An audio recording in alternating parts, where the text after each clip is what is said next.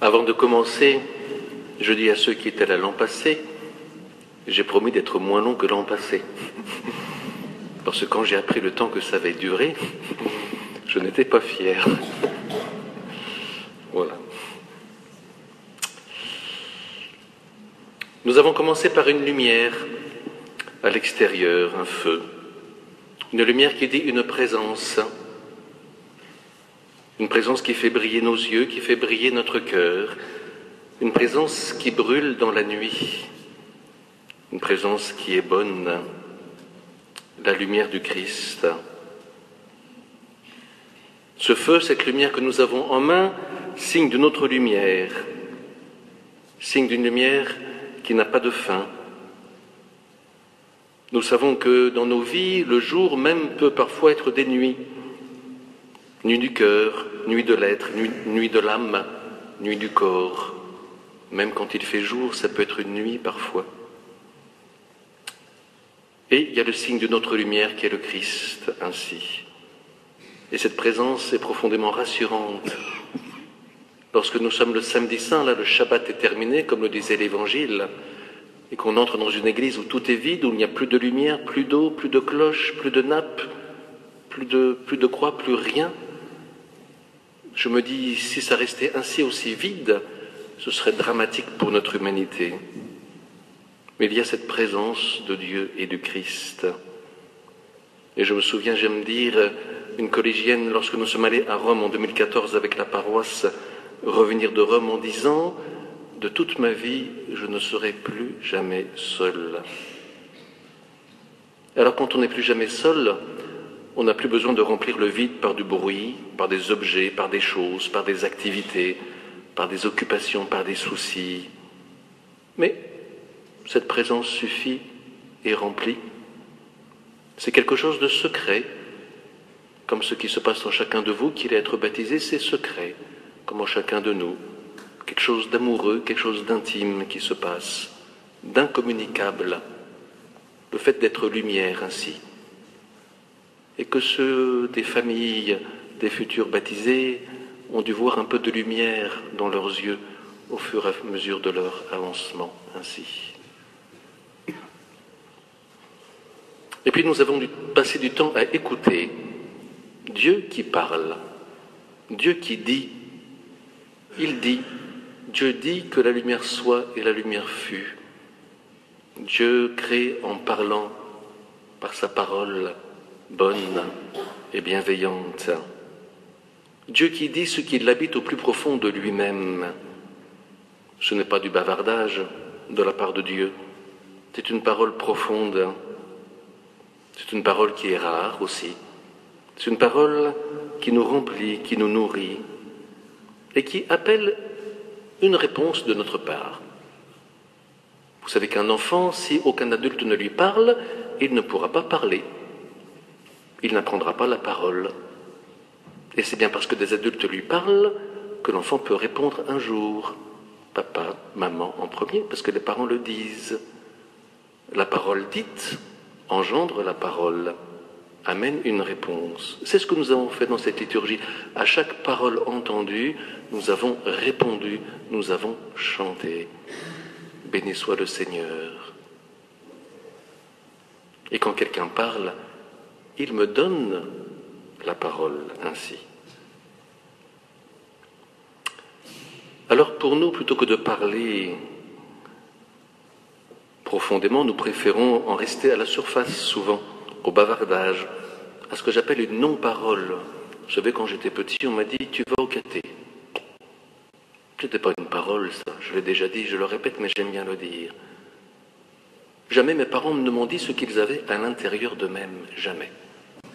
Ils étaient croyants, ils allaient à la messe, jamais ils ne m'ont dit ce qui était à l'intérieur d'eux-mêmes. Aujourd'hui, on dit « tu fais bien comme tu veux ». Mais là encore, jamais on ne dit ce qui est à l'intérieur, profondément. Jamais. Mais les enfants, ils ont besoin de quoi, les enfants?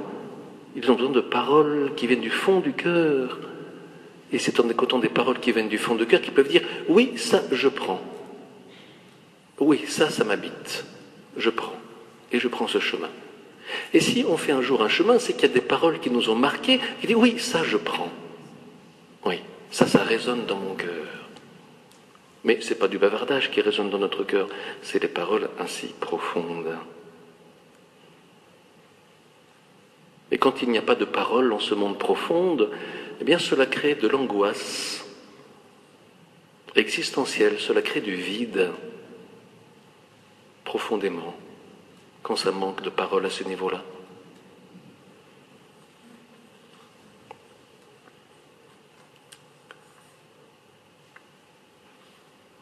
Ici, il s'agit d'un enfantement, d'une naissance. Vous avez entendu le récit de la Bible au début, de la Genèse, de la création. Un souffle de Dieu planait sur les eaux, au-dessus des eaux. Alors je précise, pour ceux qui n'ont pas l'habitude, je ne crois pas que la création s'est faite en 7 jours, bien sûr. Voilà. Le récit de la création parle d'autre chose, parle d'une vérité plus profonde. Parfois les gens pensent que nous sommes abrutis parce que nous croyons que la création s'est faite en 7 jours. Mais non, nous ne sommes pas abrutis. Mais nous avons une écoute de la parole plus intelligente que ceux qui pensent ça. Simplement. Une écoute poétique, symbolique, une écoute qui parle au fond du cœur. Et donc je ne crois pas que la création s'est faite en 7 jours, mais en des milliards d'années. Bien sûr. Mais le texte me dit autre chose de profondément vrai, à un autre niveau. Il me dit que c'est Dieu qui enfante la création. L'Esprit de Dieu planait sur les eaux. Mais d'où sortons-nous, si ce n'est des eaux de notre mère? D'où sort la création, si ce n'est la vie, si ce n'est des eaux aussi? Et le peuple hébreu, d'où sort-il de cette traversée des eaux ainsi? Et Jésus qui est plongé dans l'eau du baptême, dans l'eau du Jourdain, il sort à nouveau ainsi. Il remonte. Et Jésus qui remonte ressuscité, qui sort de la mort, c'est encore une sortie, les eaux de la mort. Pour les Hébreux, la mort, c'est les eaux. C'est les eaux pour les Hébreux, la mort. Et Jésus sort des eaux de la mort ainsi. C'est une naissance, c'est une sortie. Et même la création est une sortie, c'est présenté comme une naissance dans la Bible. C'est poétique. Et on peut répondre, béni sois-tu Seigneur, vous comprenez ainsi.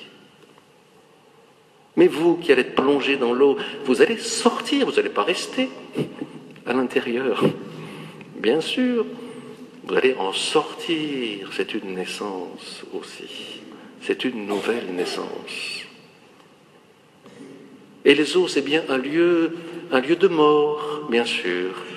La naissance, on le sait, est un lieu de mort et de vie, on le sait. Les femmes le savent bien, elles qui sont en première ligne à cet endroit. Les femmes. Difficile parfois. Et crucifiant parfois. Alors il est bien question de mort et de vie, car la naissance, c'est sortir pour vivre. Sortir d'un lieu restreint pour s'ouvrir à plus grand, sortir d'une prison pour une vie libre, sortir de la nuit pour une vie lumineuse, sortir de l'angoisse pour la paix, etc., etc. Ça se décline comme vous le sentez, comme vous le vivez. Et il n'y a pas de question d'examen. Un m'a dit, mais je ne suis pas digne du baptême. Mais bien sûr qu'il n'est pas digne du baptême. Mais personne n'en est digne ainsi. Ce n'est pas un examen, ce n'est pas parce que j'aurais réussi à faire quelque chose que je peux accepter quelqu'un au baptême. C'est quand quelqu'un a cheminé pour découvrir qu'il ne sera jamais prêt. Et qu'il y a quelque chose qui le dépasse. Vous avez entendu ce que disait le prophète Ésaïe, mes chemins ne sont pas vos chemins, mes pensées ne sont pas vos pensées. Dieu est bien plus grand que nous et que ce que nous pensons. Et quand on accepte d'être dépassé par Dieu, alors peut se passer quelque chose de l'ordre de la vie, ainsi. C'est une question d'enfantement. Quelqu'un m'a dit aussi, voilà, il me faut maintenant payer mes péchés. Mais non, puisque Jésus les a payés sur la croix. Il a tout payé. Nous n'avons plus de dettes. lorsque nous recevons le pardon, nous n'avons plus de dette, plus aucune dette. C'est lui qui paye sur la croix.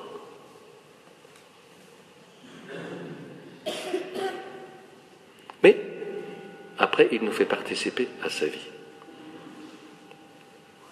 Un petit mot de frère Christophe, j'avais mis dans la feuille paroissiale une poésie de frère Christophe au début du carême. Un petit mot qui me plaît à propos d'enfantement. Donc il était à Tibérine, le frère Christophe, et il devait être béatifié avec les autres moines de Tibérine au cours de cette année. Alors frère Christophe était dans le champ en train de dépendre le fumier pendant qu'un habitant du pays, Mohamed, labourait le champ. Et puis le petit de Mohamed arrive et dit Baba, Baba, Baba. Baba, Abba. Ça c'est la papa, ainsi. Alors le frère Christophe, il a un passement au cœur parce qu'il se dit mais jamais personne ne m'appellera Baba. Et en même temps, rapidement, il se dit mais je suis, moi, enfant. Et je peux me précipiter envers Dieu mon Père de cette manière-là. Et il dira, frère Christophe, j'ai toute une vie pour devenir ainsi enfant. Alors cette naissance nous unit au Christ profondément. Vous l'avez entendu dans la lettre de saint Paul aux Romains. Par le baptême, nous avons été mis au tombeau avec lui, avec Jésus. Au tombeau avec lui, pour mener une vie nouvelle avec lui. Nous avons été unis à lui par une mort qui ressemble à la sienne. Et nous le serons par une résurrection qui ressemble à la sienne. La vie chrétienne, ce n'est plus une vie où Dieu est tout en haut et nous tout en bas. C'est une vie où Dieu est là, dans notre cœur. Il nous fait participer à sa propre vie. Le Christ nous fait participer à sa vie. C'est une union au Christ que le baptême. On est unis à lui dans toute sa vie. Et ça veut bien dire que parfois nous souffrons aussi. Mais nous vivons comme lui, et la souffrance en ce monde, et la résurrection, en même temps, les deux. Unis à lui, l'un et l'autre, et la souffrance et la résurrection, de manière indissociable. Nous participons à sa propre vie ainsi. Un petit poème du frère Christophe. Rien que l'enfant, rien que son père, rien que l'autre, et de la place pour tous les autres. Naître, c'est aussi naître à un corps, naître à une famille, à une communauté. Vous allez devenir vraiment nos frères et sœurs dans quelques minutes. Et c'est une naissance aussi, cette fraternité. Et la vie commune, nous le savons bien, demande toujours de naître. Recevoir l'autre, ses blessures, ce qu'il est, c'est aussi mourir à soi-même. Nous le savons bien. C'est vrai pour tout le monde. Pour nous, les prêtres entre nous, pour les diacres, pour les couples, pour tout le monde, c'est vrai ça. Pour les religieuses, pour tout ça. Voilà, c'est une vraie naissance que la fraternité ainsi. Alors voilà ce qu'écrivait frère Christophe lorsqu'il était à Tamier, avant d'être à Tibérine, à l'abbaye de Tamier. Et il se dévoile ainsi. Frères, bien souvent me suis présenté envers et contre vous, et décliné ma pauvreté, et confessé ma liberté. Vous ai livré visage tourmenté d'espérance, mains chargées de confiance, cœur inquiet du jour, et demandé refuge, terre où planter l'arbre de vérité, ciel où dresser l'échelle, atelier où travailler, église.